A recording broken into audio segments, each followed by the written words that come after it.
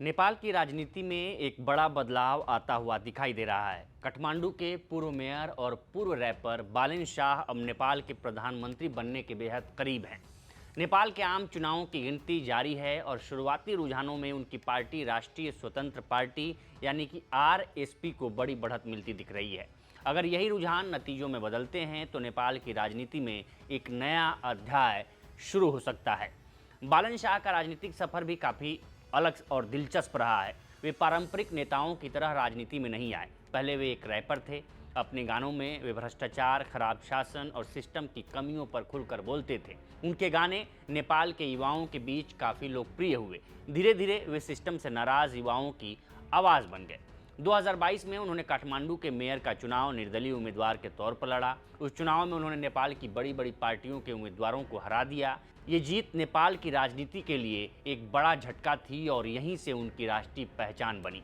Mayor बनने के बाद उन्होंने काठमांडू में कई सख्त फैसले भी लिए। शहर की कचरा समस्या को सुलझाने की कोशिश की, अवैध कब्जों को हटवाया, सड़कों और सार्वजनिक जगहों को व्यवस्थित करने के अभियान चलाए। कई लोगों ने उनके काम की तारीफ की तो कई बार उन पर ज़रूरत से ज़्यादा सख्ती के आरोप भी लगे।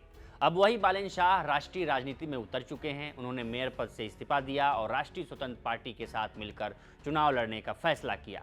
पार्टी ने उन्हें प्रधानमंत्री पद का चेहरा भी बनाया है।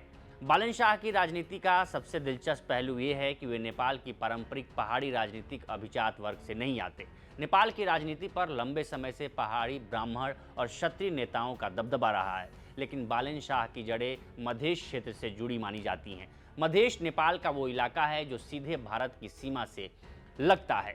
मधेश के लोगों की भाषा, संस्कृति और सामाजिक जीवन भारत के बिहार और पूर्वी उत्तर प्रदेश से काफ़ी मिलता जुलता है। यहाँ मैथिली, भोजपुरी, अवधी और हिंदी जैसी भाषाएं बोली जाती हैं। यही वजह है कि मधेश के लोगों के भारत से बहुत पुराने रिश्ते रहे हैं।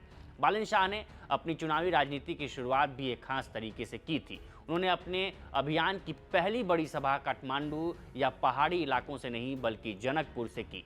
जनकपुर वही शहर है जिसे माता सीता की जन्मभूमि माना जाता है और यह मध्य प्रदेश की राजधानी भी है।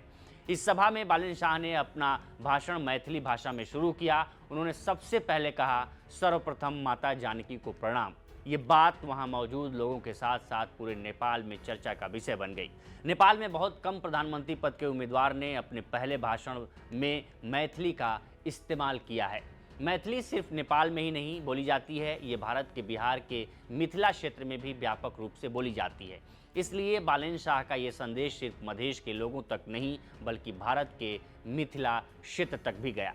बालन शाह की पढ़ाई भारत में हुई है। उन्होंने कर्नाटक की विश्वेश्वरैया टेक्नोलॉजी यूनिवर्सिटी से स्ट्रक्चरल इंजीनियरिंग में मास्टर्स की डिग्री हासिल की है, यानी भारत से उनका शैक्षिक रिश्ता भी रहा है। यहीं से एक बड़ा सवाल उठता है, अगर बालन शाह नेपाल के प्रधानमंत्री बनते हैं तो भारत और नेपाल के रिश्तों पर इसका क्या असर पड़ेगा। ये चर्चा इसलिए भी है क्योंकि भारत को लेकर उनके कुछ बयान पहले विवाद पैदा कर चुके हैं।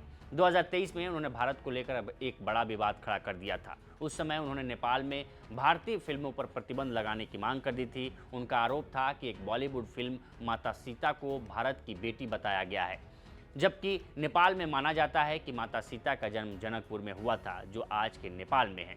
इस बयान के बाद नेपाल में भारतीय फिल्मों को लेकर बहस छिड़ गई और भारत नेपाल रिश्तों पर भी चर्चा तेज हो गई। उसी साल एक और विवाद हुआ। बालन शाह ने अपने दफ्तर में ग्रेटर नेपाल का नक्शा लगा दिया था। इस नक्शे में नेपाल की सीमाएं वर्तमान सीमा से कहीं ज़्यादा बड़ी दिखाई गईं। इसमें वे इलाके भी शामिल थे जो 1816 की सुगौली संधि से पहले नेपाल के नियंत्रण में थे। इस कदम को भारत के लिए एक राजनीतिक संदेश के तौर पर देखा गया।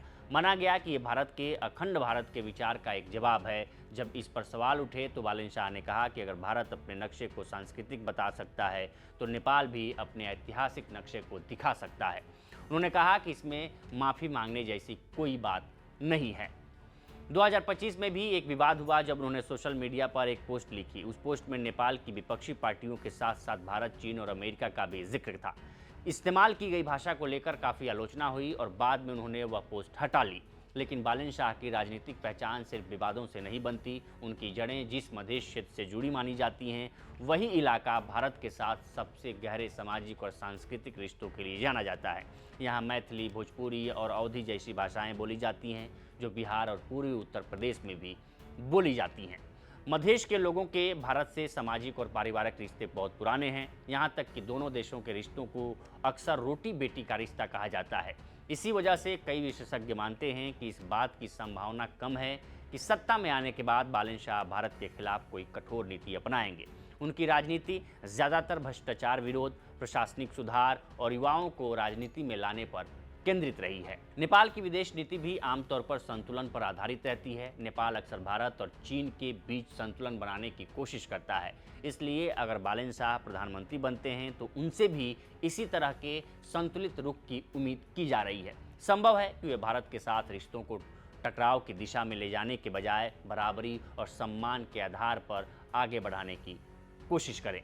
फिलहाल इतना साफ है कि नेपाल की राजनीति में एक नई पीढ़ी तेजी से उभर रही है। अगर बालन शाह सच में प्रधानमंत्री बनते हैं तो ये सिर्फ एक नेता का सत्ता में आना नहीं होगा, ये नेपाल की राजनीति में पीढ़ी परिवर्तन का संकेत भी होगा और इसका असर आने वाले समय में भारत और नेपाल के रिश्तों पर भी ज़रूर दिखाई देगा।